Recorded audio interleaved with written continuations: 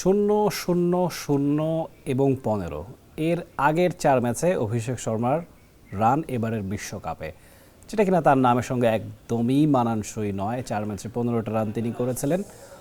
অনেক দিন ধরেই এই আলোচনাটা হচ্ছিল যে বিশ্বকাপের দলটা যখন ইন্ডিয়া ঘোষণা করেছে, যাদের দিকে নজর থাকবার কথা তার মধ্যে সবচেয়ে উপরের দিকে অভিষেক শর্মার নামটাই থাকার কথা।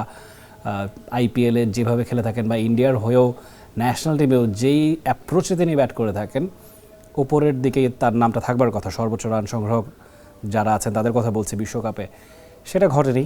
প্রথম 3টা ম্যাচেই রানের খাতা খোলার আগে তাকে ফিরে যেতে হয়েছে। এটা নিয়ে নানান রকমের ট্রল হয়েছে, আলোচনা সমালোচনা।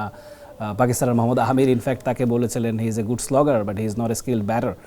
তবে আজকে তিনি এসে আবার নামের প্রতি সুবিচারটা করতে পেরেছেন। অবশেষে তার ব্যাট থেকে একটা হাফ সেঞ্চুরি দেখা মিলেছে।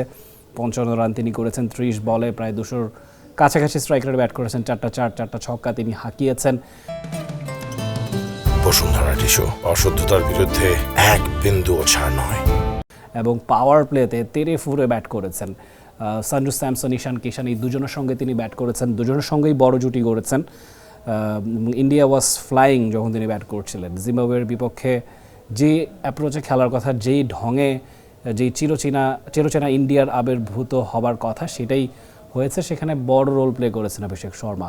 এবং তিনি যেই ধরনের খেলা সানরাইজার্স হায়দ্রাবাদের হয়ে খেলে থাকেন, আইপিএলের সেই ফ্লেভারটা অবশেষে আজকে বিশ্বকাপের মঞ্চে পাওয়া গেছে। এবং খুব ইম্পর্টেন্ট ম্যাচ ইন্ডিয়ার জন্য। হয়তো জিম্বাবুয়ে অ্যাজ অ্যান অপোনেন্ট এত স্ট্রং নয়, এতটা হয়তো বা চিন্তার কারণ ছিল, কিন্তু জিম্বাবুয়ে যেভাবে করে গ্রুপ পর্ব উতরেছে, স্বাগতিক শ্রীলঙ্কাকে তারা হারিয়েছিল, অস্ট্রেলিয়াকে হারিয়েছিল এবং গ্রুপ চ্যাম্পিয়ন হয়ে তারা পরের রাউন্ডে এসেছে। কাজেই হালকাভাবে দেখবার সুযোগ ছিল না এবং ইন্ডিয়াও খাবি খাচ্ছিল। সুপার 8-এ তাদেরকে হারতে হয়েছে।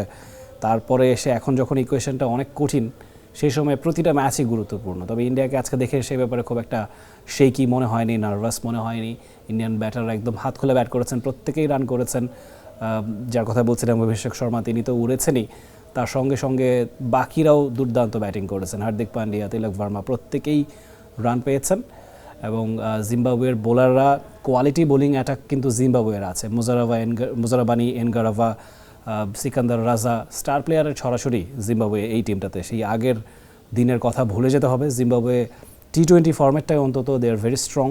তার প্রমাণ, তার ছাপ তারা এবারের বিশ্বকাপে রেখেছে। তবে হয়তোবা জিম্বাবুয়ের জয়রথ থেমেছে, যেটা সুপার 8-এর শুরুর পর্বেই। এর আগেও ওয়েস্ট ইন্ডিজের কাছে 250+ রান তাদেরকে কনসিড করতে হয়েছিল। এবারের বিশ্বকাপে আরও একবার ইন্ডিয়ার বিপক্ষে 250+ রান তাদেরকে হজম করতে হলো। সেখানে মূল কারিগর শুরুর ভাগে ছিলেন একজন অভিষেক শর্মাই।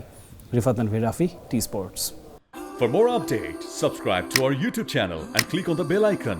Follow us on Facebook and Instagram.